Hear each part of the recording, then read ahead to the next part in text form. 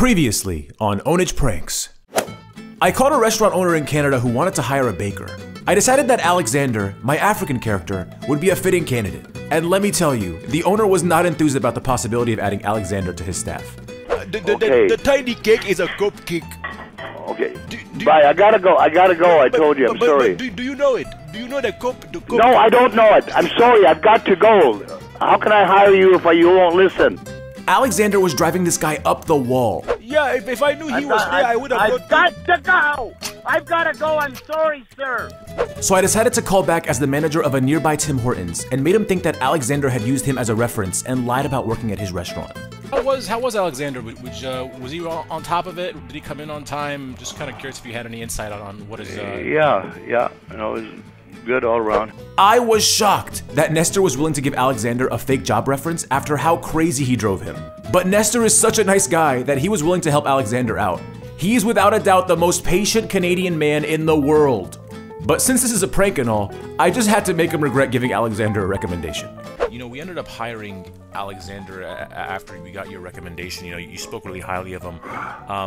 Alexander, you know, he was working an early shift. He seemed like he was intoxicated that morning or the night before, and he turned the corner in front of a group of customers and had more or less his pants lowered and a donut around his Johnson. What? To paint the picture, it was one of those cream-filled donuts, and he literally had his penis perforating the donut, and it was just so unbelievably absurd. What is you're saying his prick? Yeah. As you can imagine, he wasn't too happy the next time he heard from Alexander. You know what? You put your prick on a donut on your prick in front of the customers at Tim Hortons. But how did you...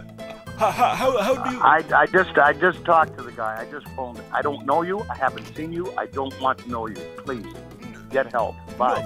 A month later, I called back as Alexander. Let's see how he reacts. Hello? Yeah, hello, Nista. How are you doing, my brother? Hey, get away from me. Don't you call me. What? Don't you ever call me again. Wait, my brother. I recognize your voice. I recognize your voice. Don't you ever call me. Yeah, but what? Oh my god. Oh my lord. Okay, that's the first time I've heard him rage like that ever. He obviously wasn't going to give Alexander the time of day. So a week later, I called him as Abdu to ask for another job reference. Hello? Yeah, hello, Nestor, my brother. How are you doing? Hey, listen. Yeah. I'm gonna call the police. You do not phone me. What? You ruined my name. I gave you a reference and I didn't even meet you. You got me in trouble. No, I'm sorry. You stop it. I think you have me confused. You do not ever call me again or I'll call the police. But Habibi, I think you have me confused with somebody else. I never speak to you before, actually, so I'm very confused. What do you mean? Are you not the guy from Nigeria that I have reference for a job? No, that's not me. My name is Abdu. So I don't know. Oh, I'm sorry. I thought it was something. Did you call me yesterday? No. Oh, I'm sorry. I'm sorry. You sounded like the guy from Nigeria that phones and just goes off the handle about things. I'm sorry. Where are you from? Oh yeah. I am from Egypt. You're from Egypt. Okay. Yeah, and what is it you wanted? Yeah, no. So I just moved to Canada actually, and I heard that you are a great boss and you give good job references. So I was just. Oh, you do it. Now, who did you hear that from? Well, my friend. He told me about. He told me about you. So what friend? What's his name? I don't think you. You probably don't remember him. His name is Alexander. His name is Alexander. Yeah, but I just applied for a job at Starbucks, and I was wondering if you wouldn't mind if I could just put your name down, No, don't use my name. Well, this is bullshit. But I think you're the same guy from Nigeria. This is what I think. I've never met you. Alexander, this is bullshit. No, I'm sorry, please. But give good reference. Why would I give a reference? I don't even know you. Yeah, because I was gonna come bring you like a nice, like a dessert or something as a nice thank you. That's what you talked to me about, and you know what you did at Tim Hortons. I have never spoken to you, my brother. My brother. You are in that case. Look, I am not Nigerian. Listen, you went in the public and put your prick through a donut and you went with the customers. I never tried to worked. help I you. never worked at Tim Hortons in my life, man. I just Okay, moved here. forget it. No. Forget But it. I want to hear. I want to hear what happened. But like, I don't want you to be mad at me. I feel bad about this. Hey, listen, stop it. God darn it, you stop this bullshit. What are you talking about, man? Like you're talking about... Oh my god, dude. Oh no. Mentioning the reference made him think that like it has to be Alexander, they have to know each other, it's the same person. He was just getting confused. 1 week later, I called back, but with another twist. Hello? Yeah, hi, may I please speak with Nestor, please? Speaking. Yeah, my name is Kevin Thompson. I'm calling from the Immigration, Refugees, and Citizenship Canada. How you doing today? Okay. I'm actually calling you in regards to the visa renewal application for Mr. Alexander Mutitbo. He had you down as a reference, saying that you were a close friend and previous coworker. Where's he from? He's from Lagos, Nigeria. Okay. And so what's he applying for? Or Well, he's been in Canada for the past 2 years, and he's applying for a visa renewal application. And he just had you down as a reference, Right. stating that you were a close friend and previous coworker. Yeah, what I recall, he's a pretty good guy. He said he was employed at a restaurant with you, and I wanted just to Right. kind of see if you could vouch for his character.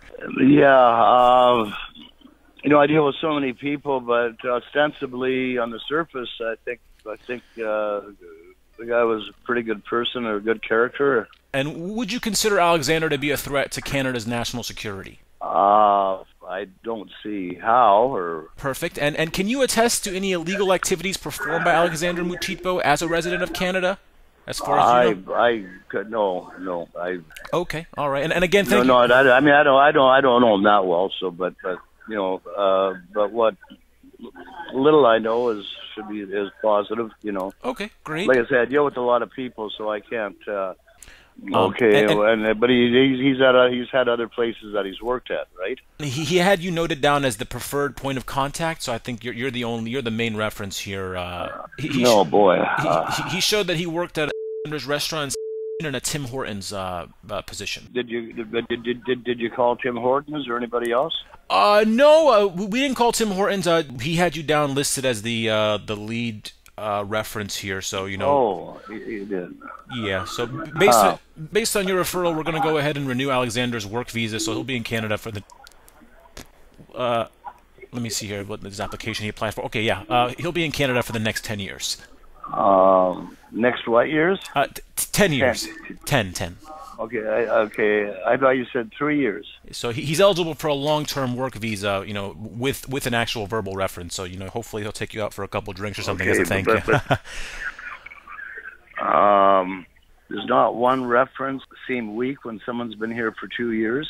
So would you recommend that we follow up with more references? Is that what you're saying? Well, I'm just trying to think from your perspective. Yeah, no, I understand what you're saying here, but again, you seem to have a relatively glowing recommendation of him, so I mean, I'm relatively at ease myself on my end. I do have another hold on 1 second. I'm sorry. He did what? I just spoke to my coworker.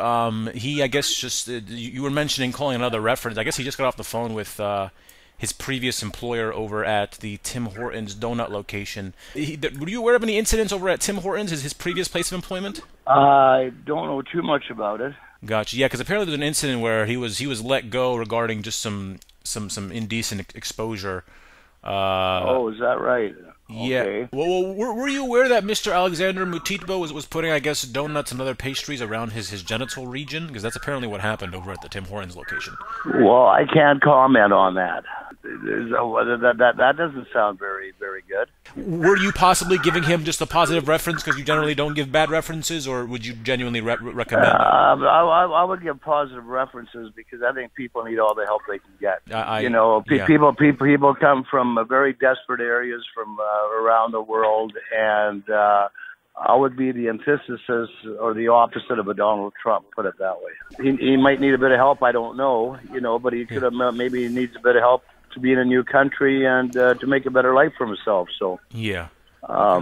You know, so I don't want to. I didn't. No, I can't say anything negative about him whatsoever. I mean, I wish him the best. I wish him the best. With your experience with him, do you possibly think that putting a donut around his genitals is like a ceremonial or like cultural practice of some sort, or like any reason why he would have done that? I have no idea. I mean, that's. I have. It's like I've got a donut hole in my brain, even to wrap my head around that donut. Yeah, gotcha. Well, apparently there's no good to have any donut holes around Alexander, because who knows what he'll do to it. Just a bit of humor there. But okay, I think that should be everything. And no. I mean, I wish him well, and maybe there's two sides to every story or whatever. Anyway. Good luck, and good luck to Alexander. Okay, thank you so much, sir, and you have a wonderful evening, and I hope you enjoy the rest of your week. Yeah, all right. And anything else, you can always call. Okay. All right, thanks. perfect. Bye. Will do. Thank you. Bye-bye. No way! No way! Oh my god, I can't believe he sat there for that long Vouching for Alexander. Literally the nicest Canadian man ever. Hello? Yeah, hello, Nesta, my brother. I just want to say thank you. From the bottom of my heart. Yeah, please don't call me. Please. No, I know, but... What is wrong with you? Why do you do that? I have to tell you one last thing. I will never call you again. I just want to tell you, like... I'm busy right now. What's the one last thing? Okay, look, I'm calling you from Nigeria. It's a very expensive call. I just want to say thank you because I know you tried your best. And I went back to Nigeria because my visa expire and I don't want to renew it. But they tell me that they told me that you are very kind-hearted man. You try your best. And listen. Okay, I wish you the very best in your life. I never met you. I don't know you. Please take care of yourself. I'm very busy. I've got to go. Take care. Bye now. Can I say one nice thing? No, thank you. From the bottom of my heart, you are the nicest man, and you try your best for all the people who come. Yeah, I know.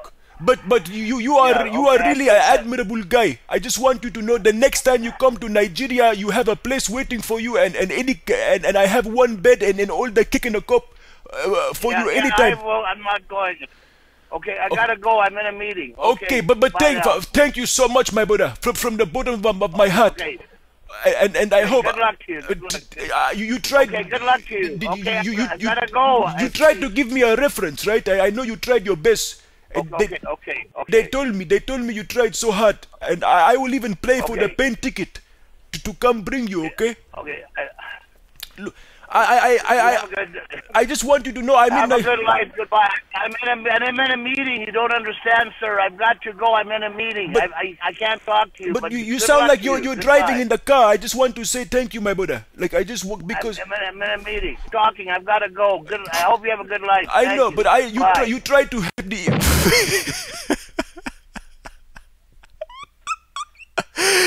Oh my god, I just wanted to give Nestor some closure that Alexander is finally out of his life and he's no longer going to terrorize him anymore.